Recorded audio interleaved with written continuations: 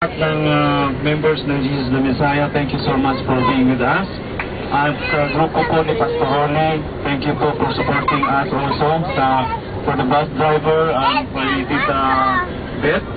At sa lahat ng mga grupo niya, thank you so much for helping us to make this event successful. And we are having some interviews there behind para sa trip na ito, and I will be posting this interview sa website natin. Ang website po ay sa www.ram-jtmparis.com. Para makita nyo sa family nyo yung events ngayong araw na ito.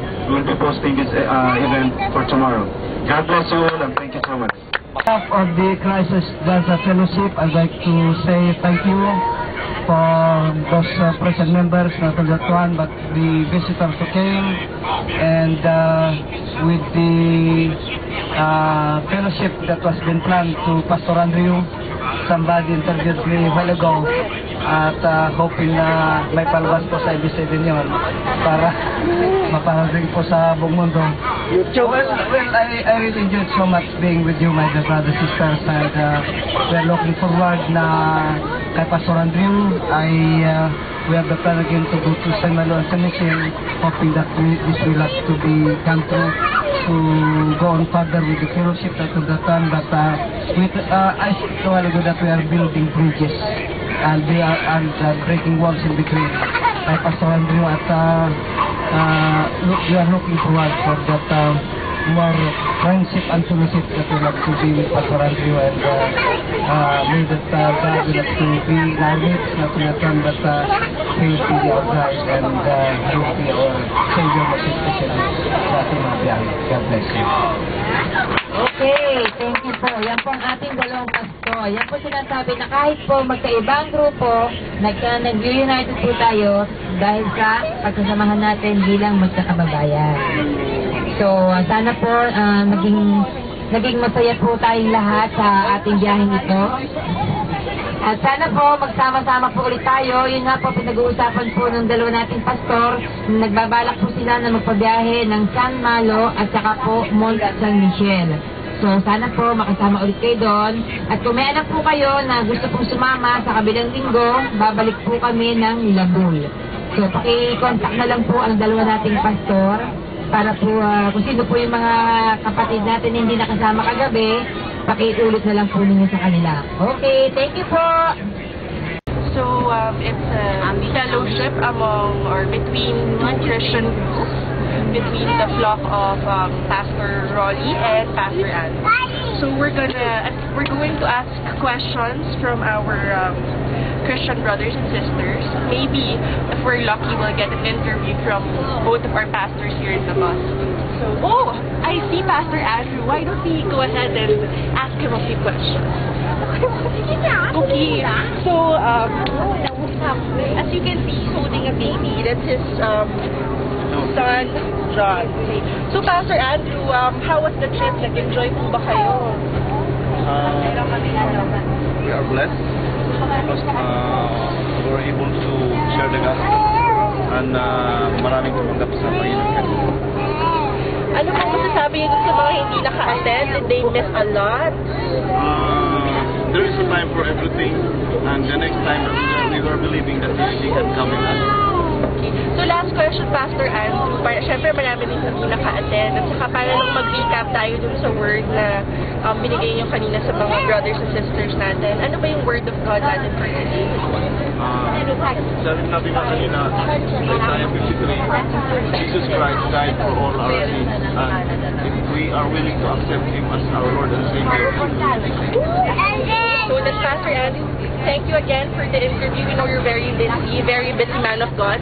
So ayan, punta naman tayo kay Pastor Rolly. At ito na, i-ambush interview natin siya. Pastor Rolly, so nakausap namin si Pastor Andrew kanina. Kayo naman po, ano po masasabi niyo sa naging natin, fellowship at saka trip to Vildu, Portionit? Labol. Labol.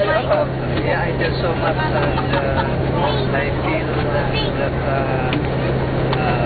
Pastor Andrew and I this is the end of the trip, but we are thinking another trip going to San Michel and hoping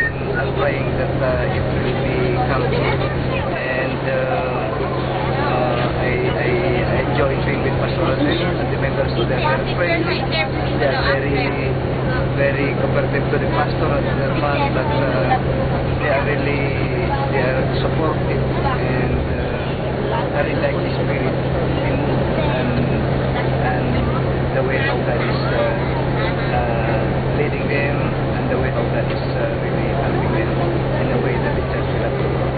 I have a vision, and I'm praying that somehow the group will be increased, not only that one, but through that increase and power, they will have to enjoy God's grace. As pastor, para po sa mga hindi nakakaalam, ano po ba yung naging purpose ng fellowship? Bakit nyo naman po naisip na i-combine yung both Christian flock nyo at mag-fellowship tayo outside natin? The idea of that is that get acquainted yung mga members ng pastoral the members of that one, but we are trying to destroy the walls in between, not understand, but try to build bridges. What I mean is that minsan po, pag nagkikita po yung members namin, as if hindi sila magkakilala,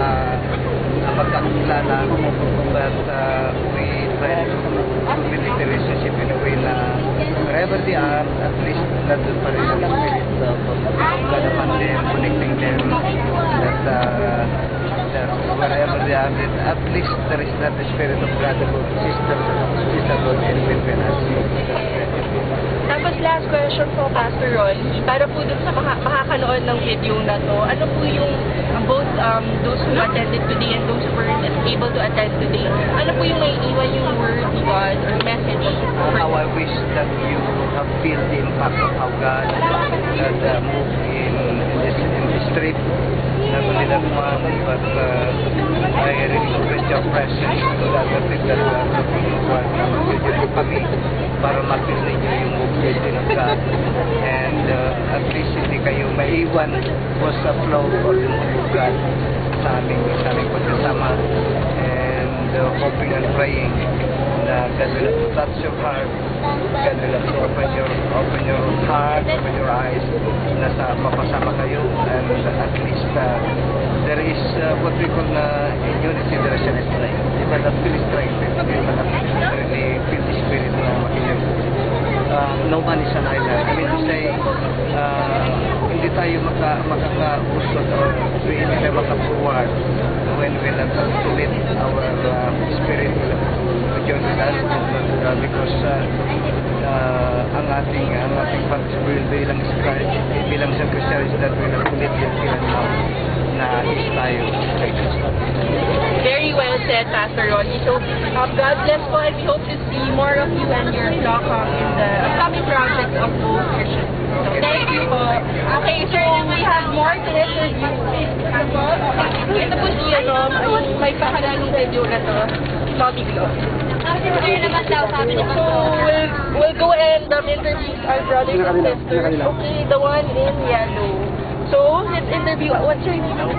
Okay, so, ano po yung naging reaction nyo towards, okay, wala tayong lighting na, towards the trip today, were you able to like, relate to God's word today? Okay, medyo shy si sister. Hindi nga po, para po sa mga hindi nakasama, ganyan. Saka para sa mga pwedeng ma-inspire sa video na to.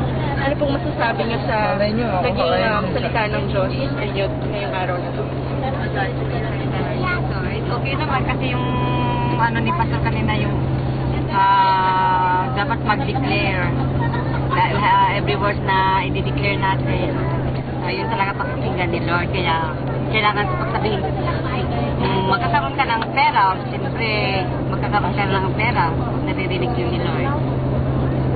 Okay, so last question po, paano naman baka gusto nyo hikayatin yung mga hindi nakapunta? Kasi ang sabi ni Pastor Rolly, we're trying to destroy walls para marami pang projects. Baka gusto yung hikayatin yung both the members of both groups saka yung mga pwedeng makapanood ng video na to. Buti na nga ako hindi makasama eh. Kaya nga po. Pass po, hindi po pwede pass. Parang ano lang, iyakatin nyo lang sila, invite them to the ministry. Sige mga hindi nakasama, you can next time, you can join. Punta kayo kasi maraming balls at saka maraming oyster. Ang sarap manguha. At masarap daw maligo pero ako hindi naligo. So yan, narinig yan from sister. Ang ganda-ganda pero nahihiya. We don't know why. Camera shy. So, sino pa ba ang ating susunod na yung interviewin? Dapat gaya naman. Sister Marion, okay.